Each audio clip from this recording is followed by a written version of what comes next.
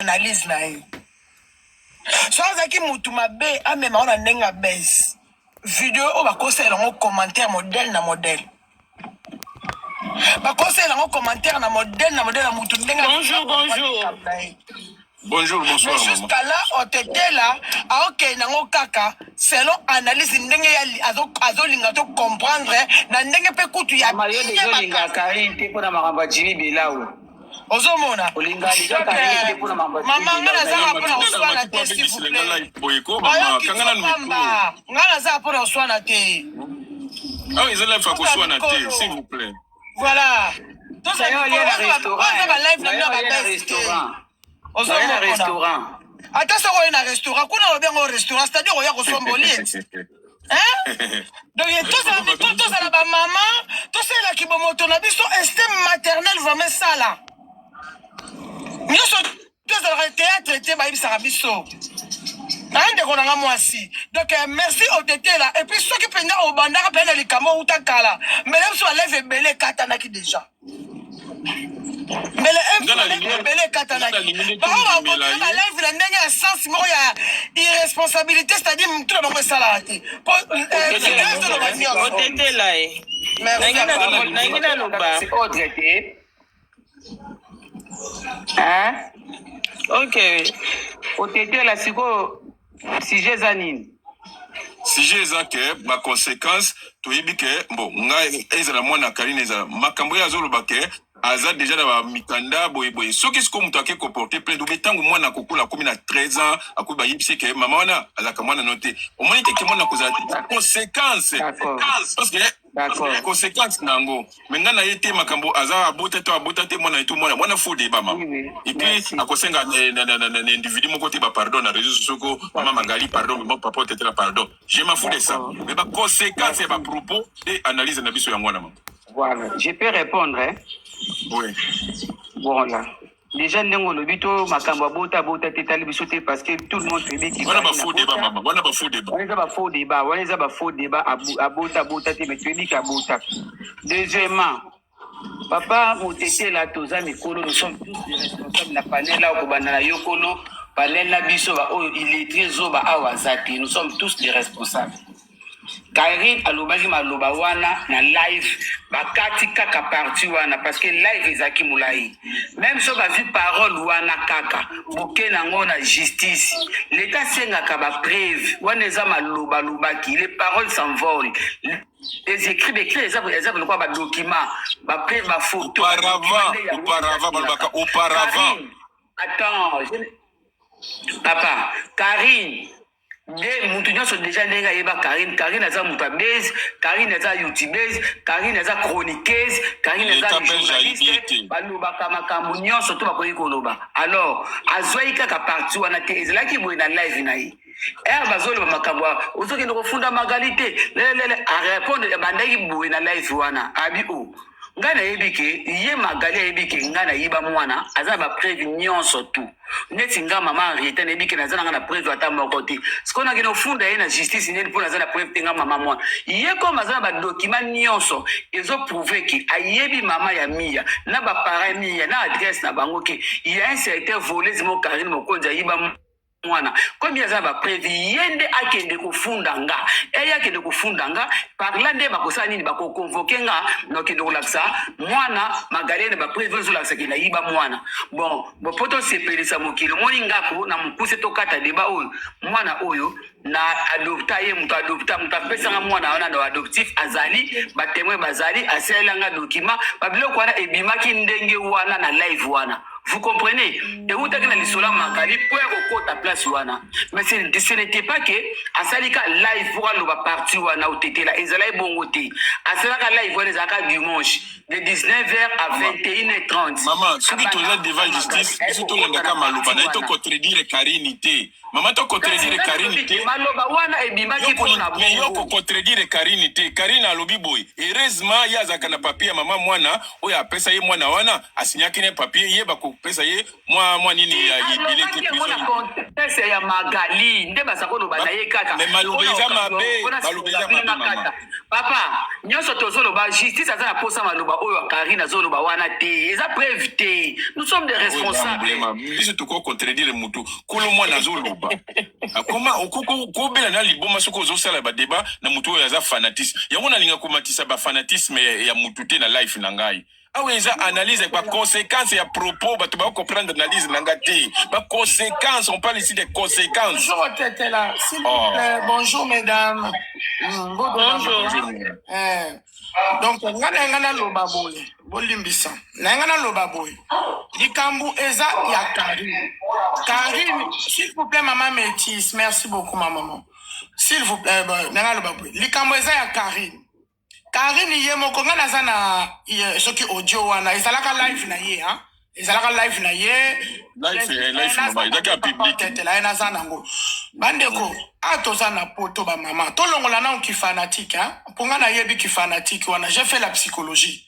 Donc entre parenthèses mutuno surtout azaka fanatique mato ine fanatisme merci papa mato ine yo kaka lisusu te misu ne pe mona kate o moni soko za fanatique eza lokolo za na bolingo eza lokolo zo linga mobali ndenge to linga ka mibali na biso to yo kaka lisusu te to mona kate. Donc fanatisme eza lokolo zo linga mutu lokola bolingo.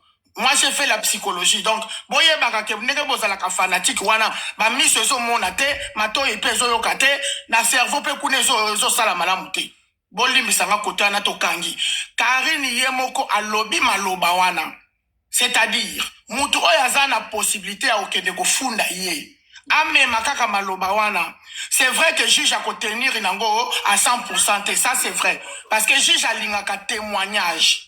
Juge a besoin ya ba preuve. Mais maloba wana kaka nezana ekoningisa déjà dossier na ye. Parce qu'il y a déjà une accusation, elle-même elle a sorti de sa bouche. C'est sa maman non? C'est la maman de Henrietta. Ma maman boza na bana na binoti. Soki yo lobi ke mwana wana ngamo na somba ye. Est-ce que juge a koyoka maloba na ote akoloba kosa mutaliboma? Donc non. Tu peux pas sakabata maboma alors. Maman coupe pano lobaka petang mana kokoma ye moko majeur kokoma ba 15 ans 16 ans tozana ba maloba même ya ba lumumba na tata vu bouche tozana ba maloba wana kutu blague te pour monde ça ko évoluer. Donc tozongeli makambo ya Karine mutu moko za na posa ko botolo mwana azate. Moi j'ai fait mon live. Si tu as eu recours à la GPA, à la gestation pour autrui, na Belgique est légal. Sauf que ça réglementé. Ce qui paie, tu peux ces exemples, bande ko bolimbisa, to ke kana ba supposition. Pour to zana biso na preuve que azana mwana na yete ou quoi. Mutu moko ce qui ba médecin, papa obi ke ba médecin mususu ya ba benga bomba nan. Ba médecin mususu ya ba illégal bazali, bande ko. Ba médecin ba illégal bazali. On peut nous proposer 100 000 pour Karine na mbongo. Ce qui peut ba médecin mo be basana kacha makambo wana ba sunga ki yo. Yo sala ki temi ya lokuta. Et que moi si mususu mema ki Henrietta ba sali kaka ba ovulation tout ça et tout ya yona evi ba kotisi na libumu ya mwasi wana. Tu peux aller dire la vérité Karine o eza poto yango moni ba mama congolaise bo tanga ka pe ba classico peut-être que ozano na problème te mais yo lokolo da congolaise oza mwasi ya Kinshasa oyena ba mbongo na yo ofuti awa eza poto awa ba Sarkozy bazokota ba prison peut-être tolobika peut-être parce que Magali a zappé zobate atazala kana soki na ba kanda na yobo soane la soki penini. C'est qu'elle dit c'est qu'il y a quelque chose bandeko na kacha ndako bofandi kaka boye bakanga kaka mutu wana ndoke à un certain moment bofandi la kango pete bino bokolo baka asana kindoki tasana kindoki te siko bato bazokufa pona ni. Donc à un certain moment Karine lève-toi. Tu as vu que les situations na mikanda ezamwa mobulu mais ana poto même ba sans papier bazaka na ba droit na justice. Vas-y, va dire là-bas à la justice que moi na oyo eza boye. Ce kaza makila na yo. Juge a tenu compte que le fait que ça makila na yo, okozwa peut-être moi ba benga ngoni, moi ba sanction. Ce qui pas za makila na yo te, va le dire peut-être juste à cause de la clément, le fait que tu as déjà élevé cet enfant, tu auras peut-être des droits de juste des droits de visite. Parce que ba cause c'est la maman moko te que wana za mwana na yo te, bandeko. Likambo ezaka et pas na biso ba congolais. C'est quelque chose qui est grave mais tous qu'on résout dans notre na TikTok. Ngana pesika maloba na maman Magali. Vas-y, c'est toi qui as commencé cette histoire ou tu as fini cette histoire. Kende zoa kaka voice oyo. Voice wana kende kaka bango ba traduisa ka bazana ba traducteur. Comme ça bango ba kolinga ba yeba pourquoi est-ce qu'une maman dit ce genre de choses. Parce que ceux qui pèsent à moi na maloba na ba robotole pe moi. Ba robotole moi parce qu'une maman ne peut pas sortir ce genre de choses. Vraiment. Chinoise, bolongola nanu ki fanatisme na bino parce que na makama mwana ezo za la kutu la sensité. Parce que c'est pas normal. Vous avez vos enfants, non, vous les mamans chinoises. Est-ce que si balobela que moi n'en ai yoté? Pourquoi vous faites ça? Pensez-moi la petite elle va grandir demain. Voilà, nana lobaga ndemo. Merci maman Coupe. Papa t'étais là. Oui. Oui, nga kina tuna kaka par rapport ya zemi ya Karine tant azaki na zemi biso surtout mona kango na internet ndinga salaka ba baby shower. Siko libumwana parce que non comprendre que jusque là libumwana ezalaki montage ou comment? Libumu l'air moko abanako salango bezo moni da vidéo moko nazaka nango na kola kisape pleko ikuya kaboyi alata ke loko moko ya AliExpress eza libumu balata ka pona kokosa ke nalobite ke Karina botati wana ngana kokota buba wana te ngana zolo ba l'air moko yimpe abanako sala ba base alati la mawano yezaka na AliExpress neti mutazana zemi ikuya kambala moko vous en monde et là pendant que et pesa ka pe ba tuduta zo tambola boye libumu ekwei zemi akomi na libumu plat zemi limwe au monde parce que biso basindeza parce que moi je suis mère de 3 enfants biso basindeza que non soki moi ça dans zemi nde koma na ba 8 à 9 mois ndenge zalaka zemi koli et celle pe mo mutolu noir et tout nyonso na to mona on dezalaka montage. Bon, maman, on m'a analysé tout ça là. On a été pour juger Karine Keza mona na ito abotata abotata. On a ba faux débat, on a ba base ya ba tout monde bazuli na sima ba base. Deuxièmement, eza siko pona papa pe ya mwana ye mobali ya Karine paraître ye o abala Karine. Azolo ba pe loko te jusque là. Papa mwana pour le moment beaucoup tout na été parce qu'il y a komi kuta Magali na maman Chantal. Il y a personne de formation kuna. To côté na été yangwana Karine afinga kaye, afinga ki pelobi, azo finga vi les nyos. Bazana rand.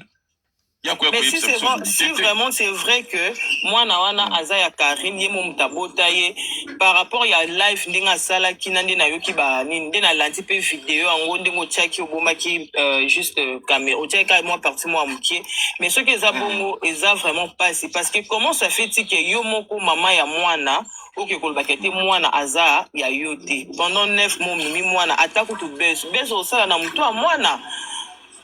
C'est vraiment compliqué. Biti analyse nanga ya bwana siko. Ouais, c'est vraiment compliqué. Mwana oya yo moko oboti mwana na yo moko lo bakete mwana o aza ya ngate. Maloba ane tikalia. Lelo mwana pe okola ke non lelo boya yo ki maloba wana. C'est ka hotele ma ke non maman yo fo la kisanga le véritable maman nanga. Voilà. À côté, attention à comité na l'État, c'est que yé Karine, il faut bimisa le quoi maloba wana eza yé moko mutabimisi yango. Donc c'est qu'il faut la qui ça le quoi le pas na ba preuve qui était maman moi na ba signa ba papier makamunyon. C'est qu'il faut la qui sango. À un moment donné, na moni pe makamunyo internet eza petit na te hein. Eza ka bes na sala kana na malunga me bana kaka kwa mbruye biso. Bes ba sala na te moi na za vi mobimba. Pourquoi ça va tout ça va na nyonso mais na bana te. C'est vraiment compliqué papa ndelo ko na ngana loba merci. Yango na merci pe maman. Lobi kuna na sulaki na Luizo. Kuna ba bio papa. OK. Bonjour papa Otetela, bonjour panel. OK. Papa Ozo Kanga. Na yebite so na. Oui. C'était la contribution nanga par rapport à live nazolando depuis tout à l'heure et ça que nanga na pesa mo éclaircissement manqué concernant situation ya mwana na par rapport à maman Magali makamboazo sala. Maman Magali déjà par rapport à loi azana autorité te akene ko porter plainte et loro hier ko sala et je pense que ni o asali eza ko signaler na le service social et à protection de l'enfance. Naza du domaine, yangwa nazo loba. Akukika ako signaler la protection de l'enfant disant que nazo ko constater ba irrégularité concernant tel individu par rapport à tel enfant, par rapport à ba incohérence et tout ce que Karine a publié à l'Okuta, et la échographie, tout ça, et ça là, dossier au fait. Tout ça constitue, je suis plus à l'aise dans le bana français, tout ça constitue un dossier. Oyo, ce qui Magali Azuango appelle la protection de l'enfance. La protection de l'enfance peut engager une procédure pour ne pas récupérer nani moana, batia na lieu assure, en attendant va vérifier parce que Yemoko Mama a publié ba échographie na ba l'hôpital et Kangama a quoi isa bazemi bango na ndenge ya internet na monde internet bazo bengango buzz mais juridiquement le buzz n'existe pas. N'existe pas. Yango on a comprendre ce qu'on peut analyse nangai. On comprendre mais c'est voilà. Donc ce qui veut dire que babuzo banyo surtout yazo ça en internet ba pièce yazo ba kisanaka cha dossier légalement moi na azala yete et condamné et condamné et que ça là que bazoyer moi na même ne serait-ce que pour un mois batia moi dans la famille d'accueil en attendant ba vérifier et puis juge à kotuna ye siko yoyo na moi na pourquoi ozo salaka ba beza boy. Donc quel est le but? Donc pourquoi tu fais ça? Ce qui balaki c'est que il y a ça la bongo bonga zwa mbongo. Elle peut perdre son enfant. Sérieusement. Il y a Zomonango qui est buzz. Internet, na justice, c'est deux choses totalement différentes. Elle peut perdre son enfant parce que tout ça va l'accabler et va faire que le juge peut décider que elle n'est pas responsable. Et du fait qu'elle n'est pas responsable, elle ne pourra pas, cet enfant ne peut pas grandir dans un milieu sain et équilibré. Et que pour le bien de cet enfant, on doit lui retirer sa mère. Elle va avoir des droits de visite, mais elle ne pourra plus vivre avec son enfant. Et tout ça, j'ai l'impression que elle ne le comprend pas, alors que ce qu'elle fait, c'est très, très, très, très, très, très, très grave. Gravité ndewana. Makambu na nyonso, ba buzz na nyonso azosala. Moi na azala yete et quoi incriminer. Rien que audio oyo vidéo oyo zotia. Ça s'appelle de la traite de l'être humain.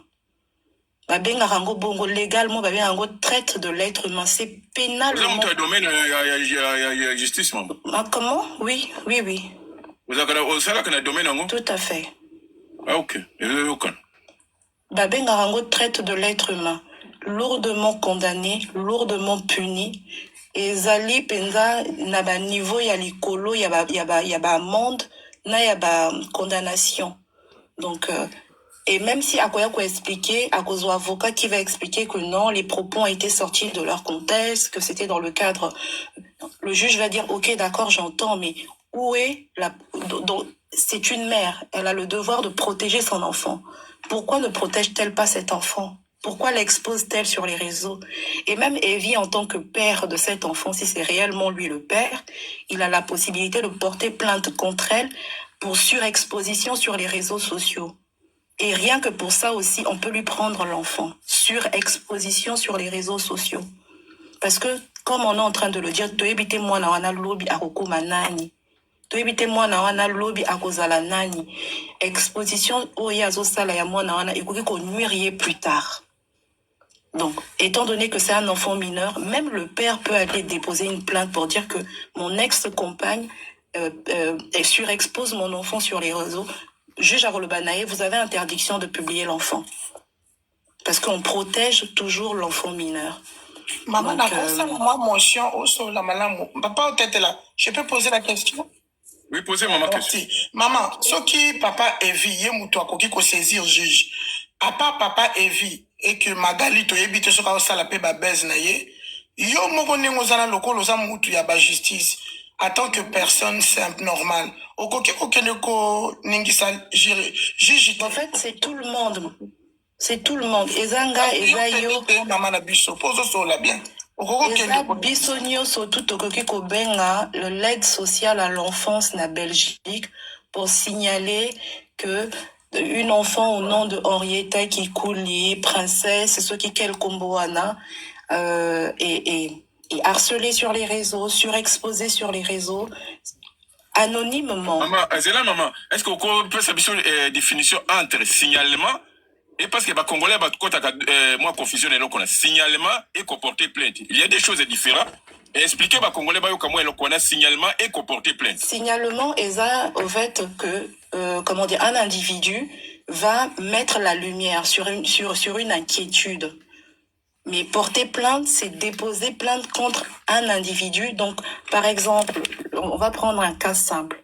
Ah ouais, Karine a levé à quelqu'un qui porter Magali plainte. Si c'est réellement le cas, ça veut dire que en plus de ça, si c'est pour un cas d'enfant mineur, et où et kola la té 24 heures té, bakobenga ye na téléphone bakoloba, Madame Magali, on vous attend au commissariat, vous devez venir. Akoya Kabarolobane, on vous reçoit aujourd'hui parce que Madame Telle est venue porter plainte contre vous concernant la situation de son enfant mineur. Bako expliquer, fait bako tangela plainte ya Karine, et puis soit à Kondimaba, ça la confrontation, soit il n'y a pas qu'à déposer plainte, et puis ça sera au procureur de décider est-ce qu'il y a suite ou il n'y a pas suite. Vous allez comprendre. Donc, si elle a réellement déposé plainte, Magali aurait dû être convoquée. Mais Magali, apparemment, n'a pas été convoquée par la justice. Déposer plainte, parce que, n'engenga na yokaki, na bato ba, soki ba chino, ba kimi Karine. Balobi te, Magali asali yango te po yebi que soki asali yango eza na batu moko boye pe bakokota prison. Je pense que Magali je parlais de Karine. Je parlais de Karine, que Karine denga kendeki ce qui a apporté que Magali plainte, kasimbi la benga ki Magali, bongo Magali aya kabayo kaye. D'accord, ok. Maman Olingi Sangay, pour un signalement, on a tant de définition. On signale pour si un enfant est en danger. Voilà. Bon, normalement, normalement, Henrietta n'est pas en danger. Bon, ça c'est ce que toi tu peux considérer. Moi, étant parent d'enfant, je peux considérer que la surexposition d'un enfant mineur est un danger pour cet enfant. Donc je peux appeler pour dire, il y a une petite fille qui est, c'est-à-dire que elle n'est pas juste exposée, parce que mes parents passent la vidéo na bango bazar, même il y a mindele tomo na kango, tu vois. Et elle est surexposée parce qu'elle est exposée pas que par son parent, mais par des tierces personnes également. D'accord. Elle est partout, on ne fait que parler d'elle. Ça peut être un danger. Et dans le sens où, moi, si je vais faire un signalement à l'aide sociale à l'enfance, je dis, j'ai constaté que je doute du fait que cette mère soit la mère de cet enfant parce que elle a publié une échographie avec l'hôpital qui était fermé depuis au moins 1 an. Ensuite, elle nous a donné des vidéos où on a vu la grossesse tomber. Je soupçonne que cet enfant ait peut-être été acheté parce que c'est dire na tindeli bango vidéo. Alobi boué na katia vidéo na et tout. Donc, nga en tant qu'individu. On a des signalements. Voilà, na sali signalement. Aide sociale à l'enfance à cause la nine, à cause de la formation, on a nous surtout na pesi, à fonder les dossiers. À côté si ba pièce, à l'aide sociale et comme il colandele na malembe. Vous voyez que ba enquête nous surtout les cas silencieux. À questionner voisinage, à questionner l'école, à questionner. Ce qui a commis que yoro comme moi ba retour négatif. Un matin, il sonner la porte. Bonjour madame, c'est le service de l'aide sociale à l'enfance. Henrietta, viens avec nous. Madame, on vous prend l'enfant à partir d'aujourd'hui. Décision de justice. Ezalara bongo. Ezalara te makelele, pas du tout.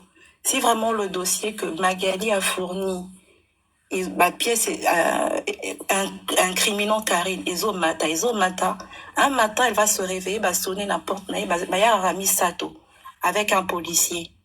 Henrietta, tu viens avec nous?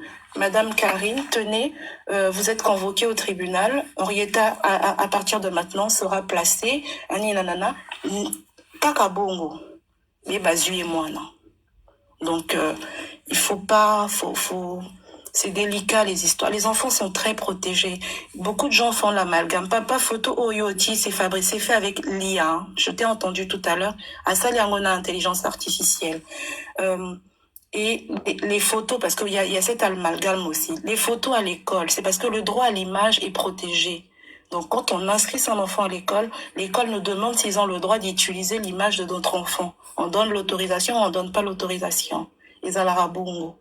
Maintenant, dans un lieu, dans un service, c'était vraiment ma petite contribution, mais essayer de conseiller Karine, de lui dire qu'elle marche sur une peau de banane. Elle peut tomber à n'importe quel moment. Magali n'a peut-être rien à perdre, mais elle joue l'avenir de son enfant. Donc voilà. Ok, merci beaucoup. Merci les papas. Kiti Sanga. Ok. Métis, si aussi laissez aux années là, comme ça, tout quitte en assez. Parce que bando matina no lobite.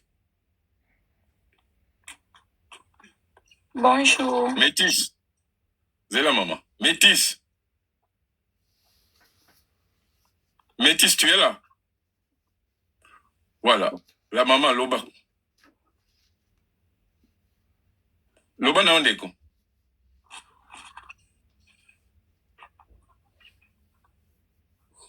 Parce que Bozoyo Kango pour mati par erreur ou quoi?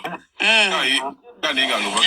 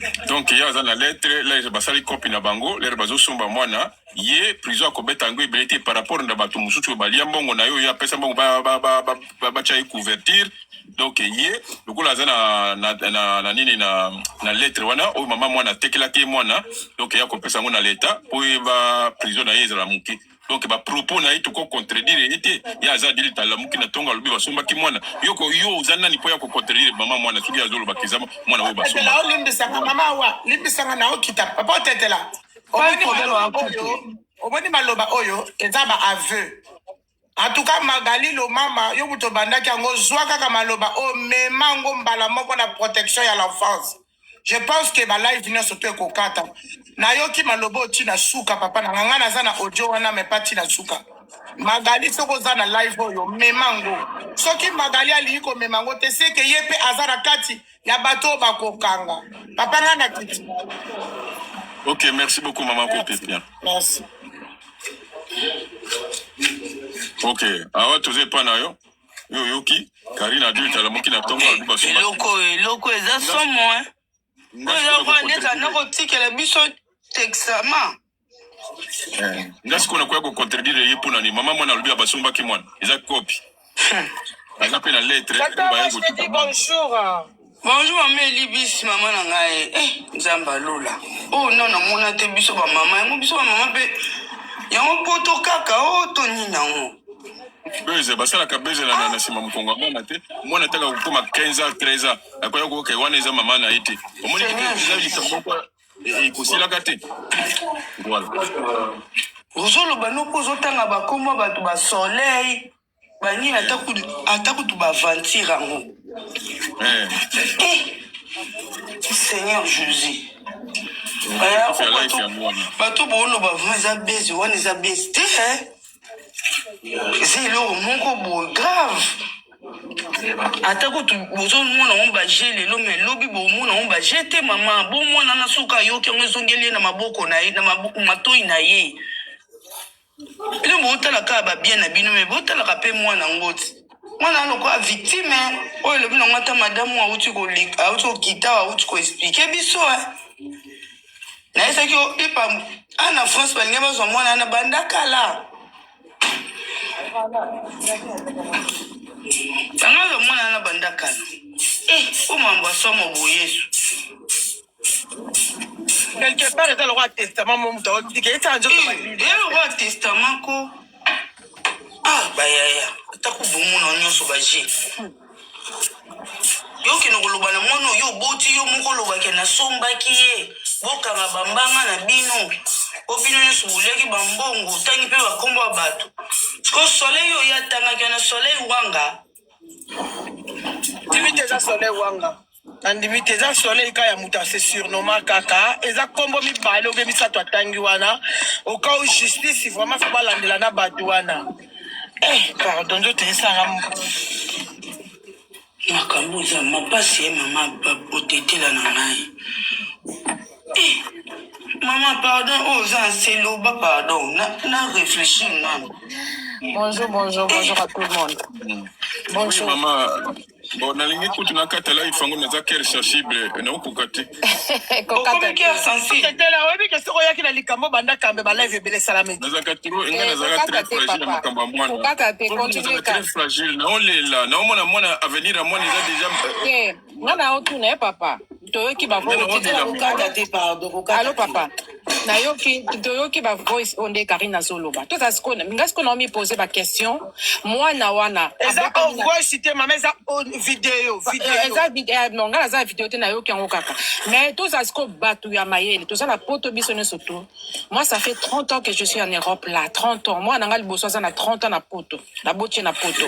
Mais siko maman wana bota moi na l'hôpital moko quelque part. Balukara moi na wana te. Batuna ramona ana te tika kenda bamona ramona ana te baluka kaete ubeba osakana na biso batolanda to olanda bango puisque to ngana boti mwana ngai mutu so aye kozwa ye après tout baluka mwana baolandela mwana na azwa vaccin te akenda azala akenda akebala azala suivi nulle part ana suivi à mon côté tout ça quand même batamayele quand même maman na kati yote pardon ozotuna ke biso toloba bapropos wana te biso tozoloba selon voice ye malobo ya lobi mais moi ça naza muta ba je peut-être aosa ani ba yo sala pe je na bana no bongo non, moi je ne peux pas faire ça. Réseaux sociaux, comment je peux arriver à na réseaux sociaux, moi. En tout cas, pour moi, on les a avis nanga, ils a battu sur Twitter. Pour mon avis nanga na opesa, peut-être azo sakana battu. Parce que ce qui maman, moi na botami na France, maman, a botami na Europe, même na Belgique, na Hollande, na Allemagne, bakolande la mona na bakoluka mwana wana, baroye bakaza pa maman na été. Mais il faut mutumoko apporter plainte ou bien qu'il faut signaler. Oui, tout ça quand même, c'est de botter la poto quand même. Tu as vu, n'engue suffit à m'ban les armes poto. Jamais na boti moi na poto awa na koti comme moi na mort quelque part pendant 3 mois, 1 mois et c'est impossible. C'est impossible. Tout la makambo na YouTube maman. Et Karina Zabo luka moi na d'une manière d'une autre bandaka. Maman pardon tout ça maman tout ça ba responsable. Na opesa avis na wana za ndenga na olobela. Soki yo opesa pa avis na opesa avis na yo. Izate to swana to fina na neba to basta na non. Na peut se laisser faire arrêter. Life nanga bandaka la kitoko calme. Mutumaka ya kumata. Na opesa avis na papa. Tout ça bato amaye to boti na poto to mena poto debi poto ndenge fonctionnera mutu moka ayeka yoko adopter mwana donc mwana na bato ce qui en Afrique oui mais na poto tout ça batamayele ko ba maman tout ça batamayele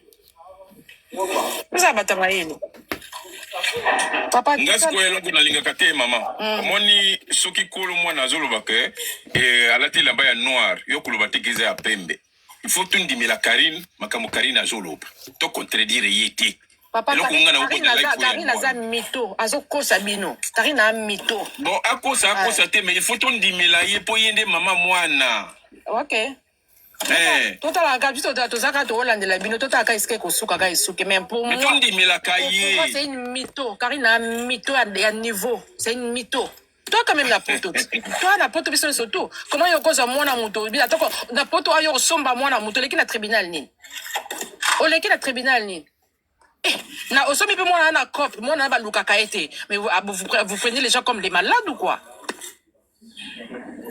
Tout ça, tu as quand même dans la école, tout ça, quand même, tu raisonneras quand même. Tout ça, la porte, surtout quand même. Hein? Moi, c'est quoi,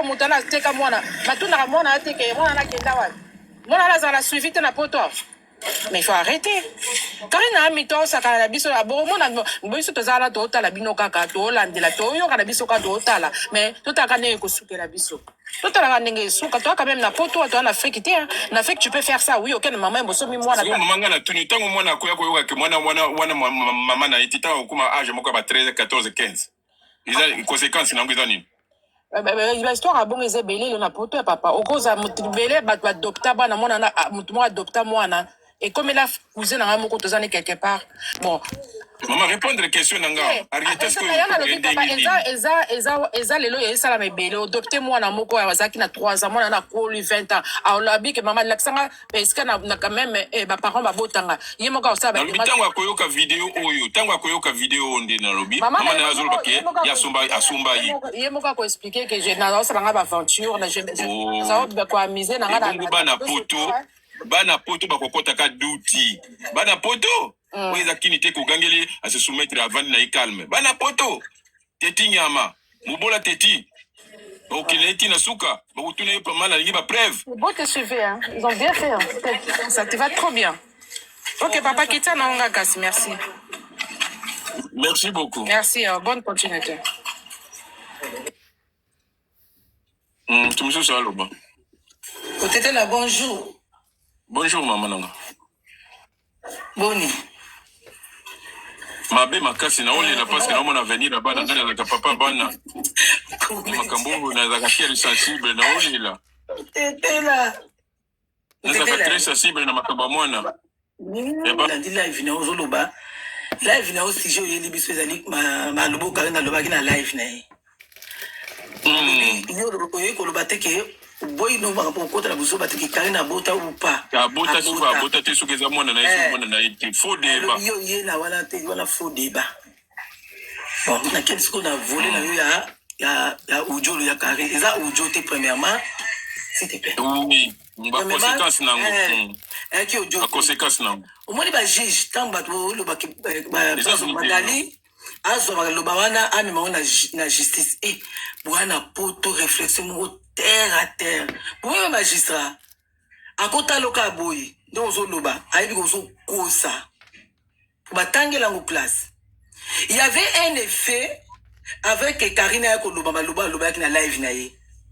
Ba lobi na Karine moi si o ya evim tozo pesa Magali ba rapport ya moi na kaza moi ya Karine tende Karine alobaki na place nous o bazuka parti o ba komisa ngo audio et evi Karine abi comme evi moi si nazo pesa Magali ba evi azolo ba la moi si nazolo ba ngona Magali evi baza dedans intel aza dedans comme to sala kina intel ba kokangama y compris nanga ezalaki live pour de communauté to zape bato bino to abusala ba analyse busala na ba live to landa kabino quand na lo bazaki na live ezaki audio tibe peuple congolais la biso comme si audio déjà audio et les lives c'est deux choses parce que yo maman zela nanu yo po uto makasi non je parle tant qu'il yo siko tala biso to boya ko cha live parce que ba kaka live et la vidéo live toujours landa yango yo parler live na audio parce qu'il y a d'autres personnes qui font les états alors yo ko ya te que to bongola audio eza nango live toujours landa mais sur autre vidéo eza reproduction ya matière ya mutu ya evra mutu msus o kata biso live yango na to bomie longi d'accord tete mais eza que to cha audio eza vidéo live na yimo merci otete là j'allais dire ceci otete là tu sais banda zema Karine ode bandaka de ba uta ba YouTube de bonza ka na menace zemiza te yo mo boza muta ba solo na bino point d'interrogation les arrêta yo botama Histoire boye libiso lelo que peuple congolais du monde entier. Pourquoi vous ramenez la biso ngona une année à rétaté pour vous sauver à rétat que ba adopter. Deuxièmement, Karine azala ba papier té. Le temps on a abandonné que docteur réta na une année. Il n'a pas de papier. Adopter qui na musala nini au tété tout ça la potochi. Sous beaucoup de adoption à la déni. Il y a des conditions pour adopter mon. Karine va d'aller de maison à maison. Karine passait de maison à maison. De maison à maison, on a dit de l'autre côté. Moi, on a dit que ça me candidaté. Moi, on a adopté qui est dans Bongo Nini, dans Mukanda Nini, dans Revenu Nini, dans Moussala Nini, tout ça peut battre. Moi, mon problème, dans ma télé, au tété, nous en maïli. Au tété là, ceux qui Karine a foulé, pardon, Karine, Funda Magadi, Bossa, Boy, la vérité. On a été dans le besoin de souci pour moi. Pour un jour, à retard, là, tout ça, la poto, va tout dans ma question. Ça là est fort, Funda Magali. Ce qu'on a moi noté, ce qu'on a adopté qui peut payer, batch. Ce qu'on a dit, c'est moi na you. Mais comme peuple, nous sommes besoin d'y mater. Justice Césali, qui est debout qui non la justice, tous, mon samba, on a gagné procès. Bah, au tété là, bah, il y a live, toi, il faut que tu ma parole, la biso. Pour les Camerounais, ils ont qui a raison, qui a tort, pour qu'il y ait la justice, il va juger, il va savoir qu'on s'ambi, ça les Camerounais, il va voir. Mais ils ont peuple comment tu dis la vérité. Moi, la Zaya Karine, moi, la Karine. Partir à mon qui a adoptation, bon, la moi, là. Pour Karine, a adopté moi, la Zaya papier, t'as adopté moi, la dernière. Vous en avez réflexion, vous en avez photo. Ah, qui nous adopté moi, la Zaya papier, t'as revenu monter, à Zaya le logo, mon côté. Alors, vas-y, moi, la papier, si moi, adopté moi, là. Vraiment. Attends, tout ça, la haine, on m'a cassé, boy. Mais bisous, peut-être que bazana droit à contredire Karine T. Ils appellent bien T, ceux qui maman yo yebsinga au tete là, au moninga nenga na kametis. Ngalbo okosi, oza choko, makamana pe tolinga kangote. Il faut nalanda maloba na yo ke suko yebsinga au tete là ngana za kametis. Nandi Meliot.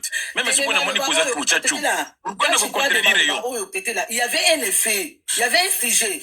Karine est venue donner seulement la conclusion. Il y avait un effet.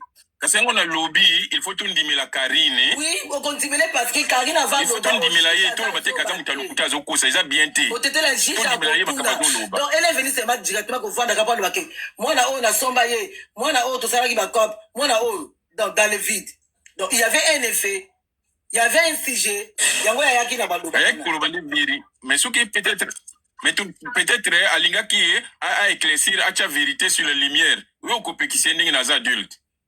Vous êtes au matin quand on va parler tous de la cabasamba, mais c'est une cabasamba là. Si j'accate les camps, et que les camps ont moi n'a comporté plainte maman. Mais quand il a porté plainte, n'a comporté plainte. Preuve, pour lui poser la qui verbalement, avec un coco pour apporter quitter, maman pour ton information, apporter quitter. Nga mutu informé 100% formation. Apporter là que d'ailleurs ça qui théâtre Magali pas la dina na nini na ça ba théâtre bon ba Magali. Apporter quitter. Ozana reta apporter quitter. Mais si la honte makabo de botika moi na za Karine, botika ndo débat en casse. Soka adopter, soka yiba, soka sommer d'autres. To protéger des moines, c'est tout. D'autres tu vas moi. Maman, to protéger des moines. To tika bangu bibale. Bango bibale baza bato base to protéger des moines, OK? Attaque la communauté congolaise, OK? Makabo esi la honte pardon. Tant que ma sambité est ici, la terre est là. Ton nom m'attaque à ma panel Kolobaka. Mais Likamo est la Mukalisus, Likamo la Mukalisus, Mukulu Arieta, Koko, Mama, J'ai donc comme âge Moko 15 ans, 16 ans, Nikula Mukalisus. Tant que maman, ou le bac qui est, dans un camon, on a été dans le maman Nangai. Voilà. Tu vas chez un fa Karine, quel revenu Karine a adopté moi. Et quelle date, et quelles conditions elle avait. Oui, na le bis que moi n'attends koya koyoka kutuna mama na yi. Ah, ma comme d'abord ça sur les game d'abord pas ça là. OK.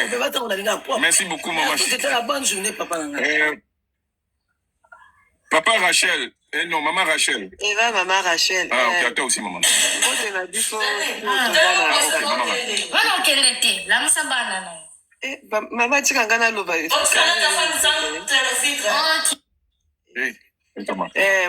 Mbote ba mama na ba papa autoza panel. Mati peut-être parler. Loba maman Rachel. Omoni likambo no. parce que likambo il faut pas toyaka kosala jugement mpona basentiment ou bien ya Karine ou bien ya Magali te ya lokola ndenge papa auti kolakisa audio wana live o Karine asalaki wana ekokozala base te eza na makambo mosusu il faut tosakanaka na yango eya na makambo mosusu il faut toloba vérité oyebi likambo soki ekoma okende parfois molai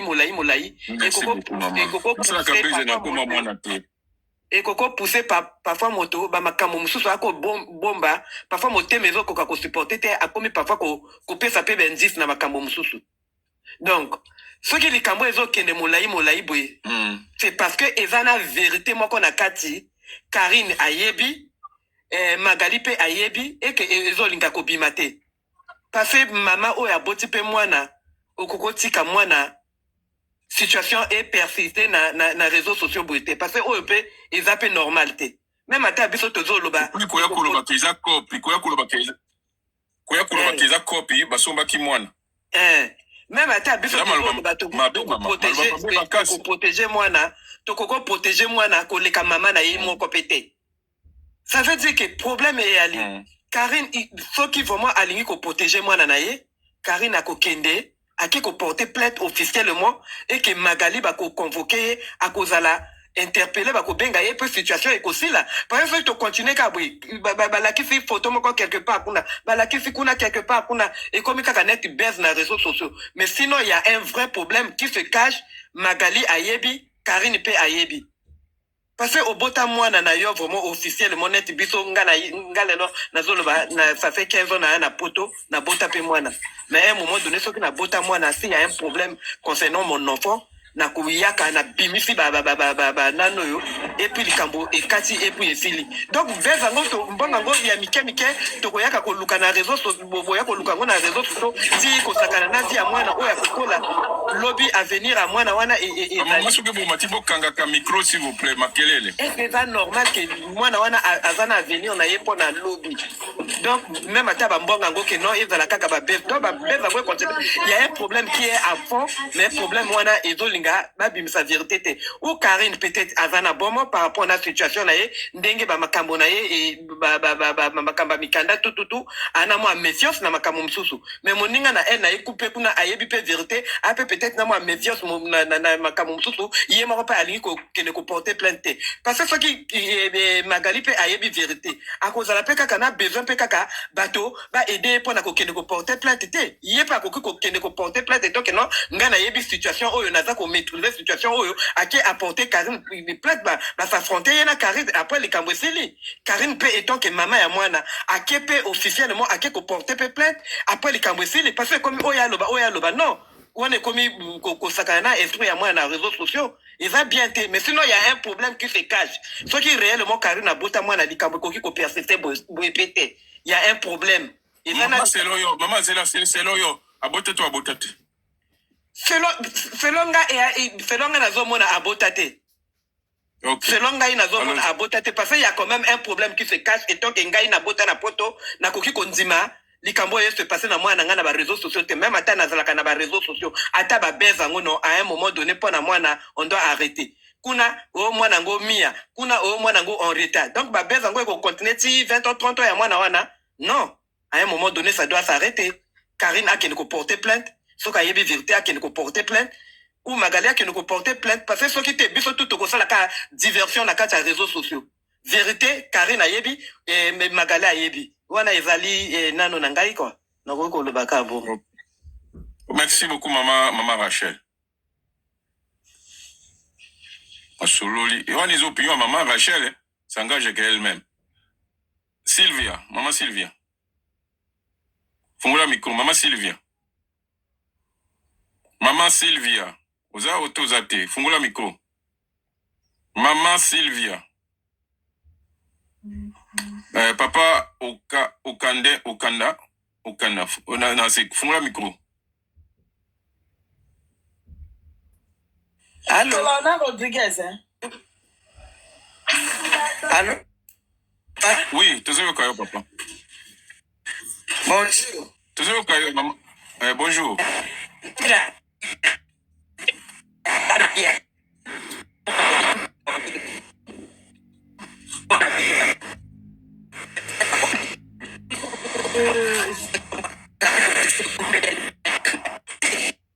Bozo yoka ye? Maman au craché réseau neza mabe maman. Kita au bon sa réseau ou au bon maman. Azana lo, suko yoki bunguse kazana Luanda peut-être. Eh bégé. C'est kazana Luanda. Tete là, au solar na Rodriguez. Hein non. Esther. Oui, pourquoi? D'accord. Donc ce que on a moyen ce que on y a payé. Benga Rodriguez le ba benga Kimbila. Kuna plainte zaka moko ya Magali lo mama. En dehors il y a plainte à Magali lo mama, ils ont eu que des signalements pour un enfant maltraité, c'est tout. Le but zaki en plein live. Esther a benga Kimbila parce qu'elle dit que sur la mnora bango wana.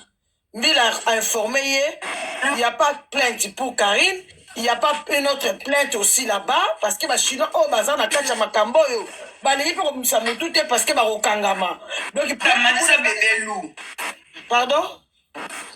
La protection d'enfance. Baza plus de 200 personnes dans ce moment où on a une. Bébé loup demande pour 5 en première. Plainte kuna zaka ya Magali Karaye moko mutu akende pour déposer plainte. Alors ça peut être besoin, on peut pas porter quand même plainte pour tout avancer peine à dossier.